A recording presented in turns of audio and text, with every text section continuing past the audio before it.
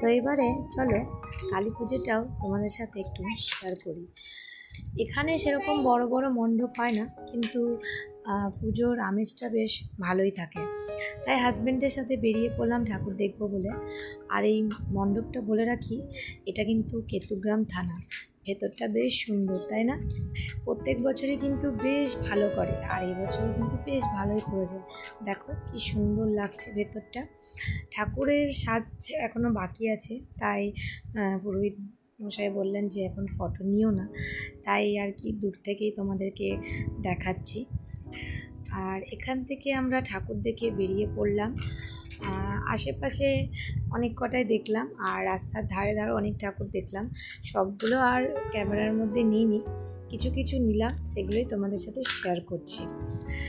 আর এবার আমরা যাচ্ছি পাচুন্দিতে। পাচুন্দিতে প্রত্যেকবারে একটা হন্টেড হাউস হয়, এবারও হয়েছে, কিন্তু ব্যাড লাক, আধা ঘন্টা দাঁড়ানোর পরেও কিন্তু বলছে যে মডেল রেডি হয়নি, লাইটিং এখনও বাকি।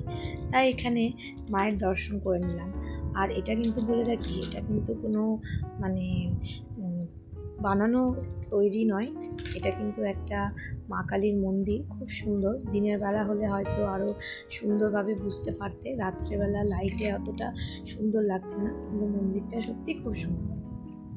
তো এখান থেকে আমরা চলে গেলাম একদম পাচুন্দির একটা রেস্টুরেন্টে কিছু খাবো বলে।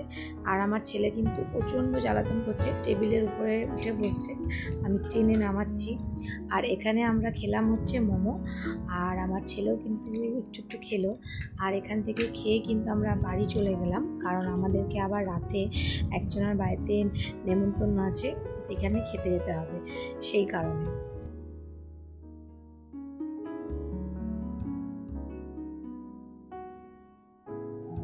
তো চলো এবার আমি যাচ্ছি নেমন্তন্ন বাড়ি খেতে। তো এখন ঘুরিতে কিন্তু 10:30 বাজে, আমাদের বেশ দেরি হয়ে গেছিলো, পুজো কিন্তু বসে গেছে, কিন্তু আমরা সবাই খেতে বসে পড়লাম আগে। আমাদের কিন্তু মানে সবার নেমন্তন্ন ছিল, এই যে দেখতে পাচ্ছ আমি সবাইকে দেখাচ্ছি।